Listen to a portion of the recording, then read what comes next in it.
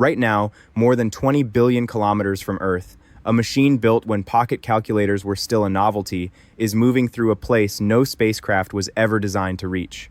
Voyager 2 is out there in the dark, beyond the sun's protective bubble, carrying a computer with less memory than a cheap digital watch, powered by decaying plutonium, listening to particles and magnetic fields that no human instrument had ever touched before. Its transmitter sends data with roughly the power of a small refrigerator light bulb. By the time that signal reaches Earth, it has spread across an area wider than the orbit of the planets. What arrives at NASA's antennas is almost unimaginably faint, and yet buried inside that whisper was something incredible. Voyager 2 did not simply confirm that interstellar space exists beyond the heliosphere. It revealed that the border around our solar system is sharper, stranger, hotter, more compressed, and more alive than many models had predicted. It found that particles from the sun do not stop neatly at the edge. Some leak through. It detected a buildup of plasma on both sides of the boundary, as though the solar system were pressing into the galaxy and the galaxy were pressing back. And because Voyager 2 crossed this frontier with a working plasma instrument, it measured the transition directly in a way Voyager 1 could not.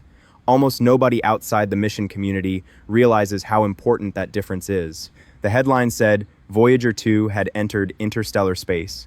What they did not fully capture was that the spacecraft had touched the skin of the solar system and discovered that the skin is not a simple wall. It breathes, it compresses, it leaks. Stay with me, because by the time this is over, you will never think about the edge of the solar system as empty space again. Before we go deeper, subscribe and turn this into the kind of mystery you don't have to discover by accident. The farther Voyager travels, the more the universe strips away our comfortable assumptions. Let's go back to the beginning. On August 20, 1977, Voyager 2 launched from Cape Canaveral aboard a Titan IIIe Centaur rocket. The name can be misleading because Voyager 2 actually left Earth 16 days before Voyager 1. The numbering reflected the order in which the spacecraft would reach their first major targets, not the order of launch. The original plan was ambitious, but it was still finite. Voyager 2 would fly past Jupiter and Saturn. Its cameras, spectrometers, particle detectors, radio instruments, and magnetometers would study worlds that had never been seen up close. Engineers hoped the spacecraft might survive long enough to exploit a rare alignment of the outer planets, an arrangement that occurs roughly once every 176 years. That alignment allowed a maneuver called gravity assist. Instead of carrying enough fuel to fly directly from one planet to the next, Voyager 2 could steal a tiny amount of orbital momentum from each giant world. Jupiter bent its path toward Saturn. Saturn sent it toward Uranus. Uranus redirected it toward Neptune. Think of a marble rolling past the edge of a spinning turntable and leaving faster than it arrived. The planet barely notices the exchange. The spacecraft gains a new trajectory. Voyager 2 passed Jupiter in July 1979 and Saturn in August 1981. Then came the decision that changed the mission forever. NASA approved the extended journey to Uranus and Neptune. Voyager 2 became the only spacecraft ever to visit either planet.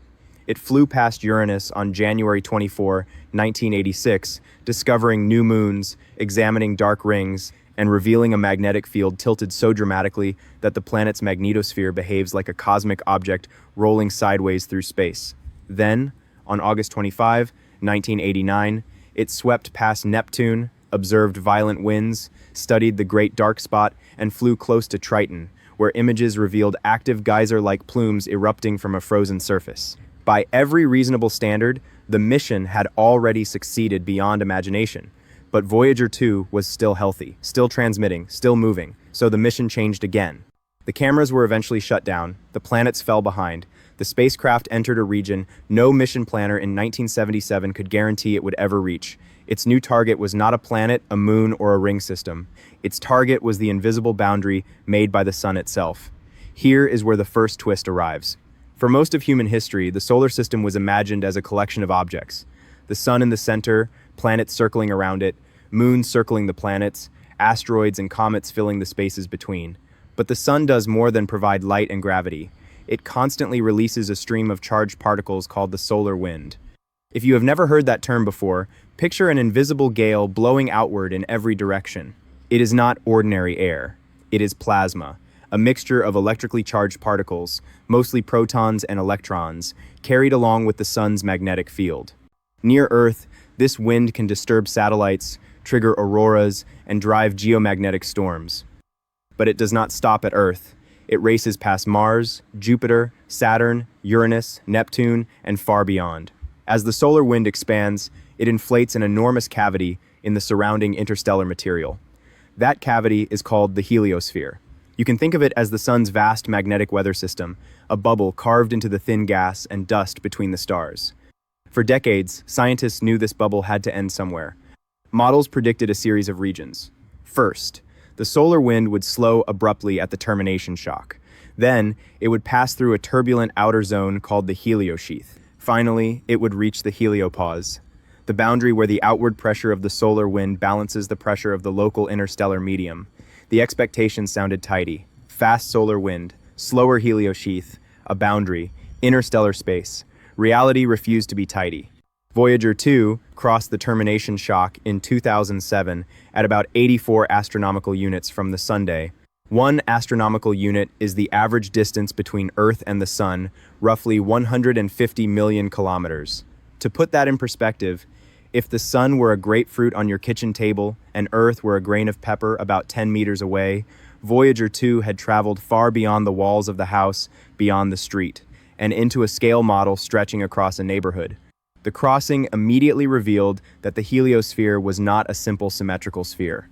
Voyager 1 had crossed the termination shock farther from the Sun at about 94 astronomical units. Voyager 2 encountered it roughly 10 astronomical units closer. That difference was not a minor measurement error. It meant the solar bubble was distorted. External pressure from the interstellar magnetic field, changes in the solar wind, and the motion of the Sun through the local interstellar environment all influence the shape. The heliosphere can be compressed, stretched, and pushed off balance. It may resemble a rounded bubble with a complicated tail, or something more like a deflated croissant, depending on which model and dataset you examine. Voyager 2 had shown that our solar system's protective envelope was not sitting peacefully in space. It was being shaped by forces outside it, and none of that prepared anyone for what it found next. Now the story gets stranger. By late 2018, Voyager 2 was more than 41 years into its mission. Several instruments had been turned off over the decades to conserve power, but 5 were still collecting data. Among them was the Plasma Science Instrument, often shortened to PLS. This mattered because the equivalent instrument on Voyager 1 had stopped working in 1980, long before Voyager 1 reached the heliopause. Voyager 1 could still infer plasma conditions indirectly through its plasma wave subsystem, but Voyager 2 could directly measure the speed, density, temperature, and pressure of charged particles flowing around the spacecraft. That is the crucial difference. Voyager 1 had crossed the border first, in August 2012, but Voyager 2 approached the border carrying a working instrument capable of feeling the wind itself. On November 5, 2018, the PLS instrument recorded a steep decline in the speed of solar wind particles. The flow that had accompanied Voyager 2 outward from the Sun suddenly collapsed. At nearly the same time, other instruments saw corresponding changes. The cosmic ray subsystem detected a sharp increase in high-energy particles arriving from outside the heliosphere. The low-energy charged particle instrument observed the disappearance of many particles associated with the Sunday. The magnetometer measured changes in field strength. The plasma wave subsystem detected a denser plasma environment. The evidence converged. Voyager 2 had crossed the heliopause at approximately 119 astronomical units from the Sunday. Not a metaphor, not a symbolic milestone, a physical transition. On one side, the spacecraft was immersed in plasma, dominated by the Sunday. On the other, it entered plasma belonging to the local interstellar medium, material influenced by stars and ancient stellar processes beyond our solar system. But the crossing did not look like the clean boundary many people imagine when they hear the phrase, edge of the solar system. The first surprise was its sharpness. Voyager 2 passed from the heliosheath into interstellar space over a relatively narrow interval. In cosmic terms, the boundary was remarkably thin. A spacecraft could move from one plasma regime into another across a distance tiny compared with the full size of the heliosphere. Imagine walking from warm bathwater into cold water and feeling the change almost at once, even though the bathtub is the size of a continent. That is the kind of contrast Voyager 2 encountered. The second surprise was what happened to the plasma. Scientists expected the interstellar plasma outside the heliosphere to be denser and colder than the plasma inside. Voyager 2 confirmed the density jump, but the detailed measurements revealed something more complex. In research published in Nature Astronomy in 2019, John Richardson and colleagues reported that the plasma just outside the heliopause was warmer than many models had anticipated. with temperatures estimated in the range of roughly 30,000 to 50,000 Kelvin. That sounds impossible if you picture heat the way you experience it in a kitchen or beside a fire. A temperature of tens of thousands of degrees should destroy anything. But temperature in an extremely thin plasma does not mean the same thing as heat transfer in dense air. Temperature measures the average energy of individual particles. The particles can be moving very fast while being so sparse that there are not enough collisions to deliver much heat to an object. Picture one glowing spark crossing an empty stadium. It may be energetic, but it cannot warm the entire building. The important clue was not danger to the spacecraft, it was compression. Voyager 2 saw evidence that plasma was piling up near the boundary. Inside the heliopause, the solar plasma became denser as it approached the edge. Outside, the interstellar plasma also appeared compressed. It was as though two enormous, nearly invisible fluids were pushing against one another, creating a crowded zone on both sides. Stop and sit with that. The sun has been blowing a wind outward for billions of years.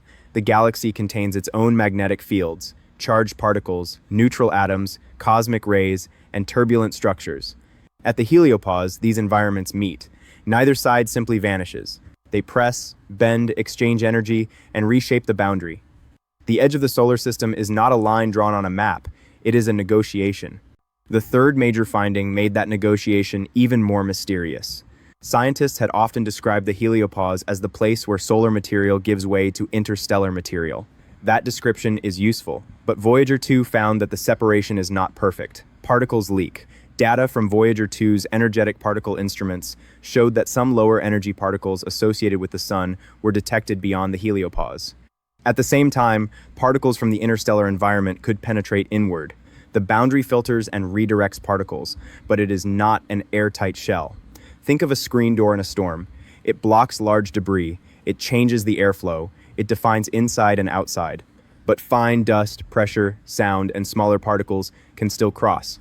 Researchers studying Voyager 2's crossing identified layers and transitional behavior near the heliopause. The spacecraft observed a low-energy particle region just outside the boundary, and the patterns did not perfectly match what Voyager 1 had seen 6 years earlier in another direction. That contradiction mattered. If the heliopause were a stable, uniform sphere, the two spacecraft should have encountered broadly similar structures at corresponding locations. Instead, they measured differences in particle behavior, magnetic conditions, and the character of the crossing. There are several reasons this can happen. Voyager 1 and Voyager 2 crossed in different hemispheres of the heliosphere. They reached the boundary at different phases of the sun's roughly 11-year activity cycle. Solar eruptions launched years earlier can travel outward, merge into giant pressure waves, and slam into the heliopause. The surrounding interstellar magnetic field can drape around the heliosphere unevenly, and the boundary itself can move inward or outward as solar pressure changes. So, Voyager 2 did not discover a frozen shell. It discovered a frontier in motion. Picture the coastline during a storm. Where exactly does the ocean end and the land begin? You can draw an average line on a chart, but the actual boundary surges, retreats, foams, breaks, and reforms every second. The heliopause behaves more like that than like the wall of a glass sphere. And then came another reversal. Before the Voyager crossings, it was reasonable to imagine that the sun's magnetic influence would end abruptly at the heliopause, replaced by a differently oriented interstellar magnetic field. Yet measurements from both Voyager spacecraft showed that the magnetic field direction outside the heliopause was not dramatically different from the direction inside. That was puzzling. One explanation is magnetic draping. As the heliosphere moves through the local interstellar medium, the external magnetic field bends and wraps around the bubble. Like water flowing around a rock, the field is redirected near the obstacle. What Voyager measures just outside the heliopause may therefore be interstellar magnetic field that has already been distorted by the sun's presence. This means the sun's influence may extend beyond the formal boundary, not through dominant solar wind, but through shape, pressure, waves, and magnetic geometry. Models by researchers including Vladislav Ismodenov and Dmitry Alexashov have suggested that disturbances created by the heliosphere may extend hundreds of astronomical units into the surrounding interstellar medium. In other words, crossing the heliopause does not instantly place Voyager in untouched galactic space. The spacecraft may still be traveling through a region altered by the solar system's passage. The bubble has an edge. Its influence has a shadow. Here is the part that stops being abstract and starts being personal. The heliosphere is one reason Earth exists inside a relatively sheltered cosmic environment. It does not block all dangerous radiation. High-energy galactic cosmic rays still penetrate the solar system, and the amount reaching Earth changes with solar activity. But the solar wind and magnetic fields shape how charged particles move through our neighborhood. The heliosphere acts as a vast, imperfect shield, modulating part of the radiation arriving from the galaxy. You live deep inside that shield. Every cell in your body carries DNA, a molecule vulnerable to energetic radiation. Earth's atmosphere and magnetic field provide the most immediate protection at the surface. But those defenses exist inside the much larger environment created by the Sunday astronauts traveling beyond Earth's magnetosphere face greater radiation exposure. Future crews going to the Moon, Mars, or farther will have to understand not only solar storms, but also the galactic cosmic rays filtered through the heliosphere. Voyager 2's measurements, therefore, connect directly to human survival beyond Earth. To predict radiation conditions for future explorers, scientists need to understand how the heliosphere changes over time, how cosmic rays enter, how solar eruptions propagate, and how the boundary responds when the sun becomes more or less active. This is not just a map-making exercise. It is space weather on the scale of a solar system. And there is an even deeper personal connection. Nearly every atom in your body heavier than hydrogen was forged through cosmic processes. Carbon, oxygen, calcium, iron, these elements were made in stars or in violent stellar events before becoming part of the cloud that formed the Sun, Earth, and eventually you. Voyager 2 is now moving through material related to that larger galactic environment. Its instruments are sampling charged particles, fields, and plasma beyond the bubble where our planets formed. The machine is touching the outside. And through its radio signal, the outside is touching us.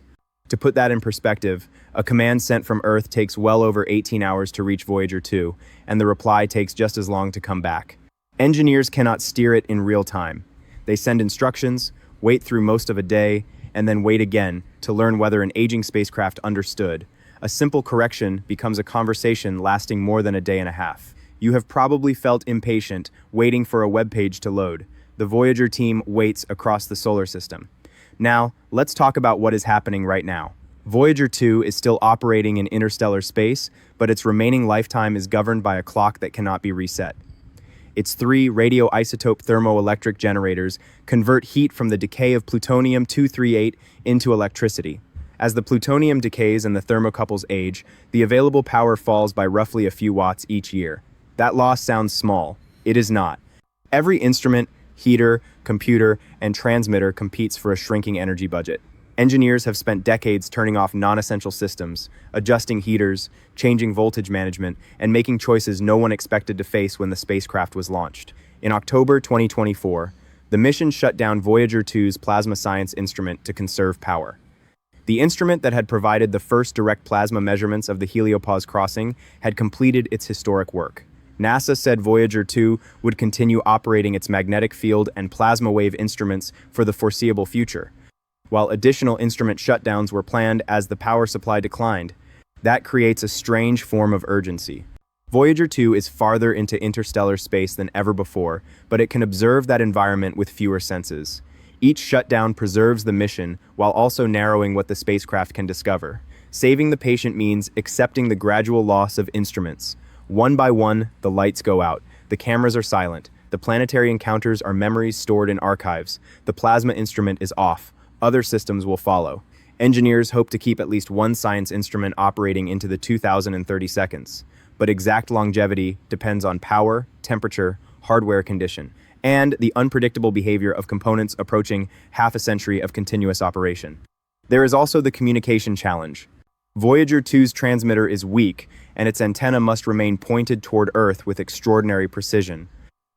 NASA's Deep Space Network uses giant radio dishes in California, Spain, and Australia to maintain contact with distant spacecraft. Because Voyager 2 travels far south of the plane of the planets, the Canberra complex in Australia is especially important for communication. In 2023, an incorrect command caused Voyager 2's antenna to point about 2 degrees away from Earth. 2 degrees sounds trivial. At that distance, it was enough to break the link. Engineers detected a faint carrier signal, transmitted a high-power command through the Canberra antenna, and restored contact.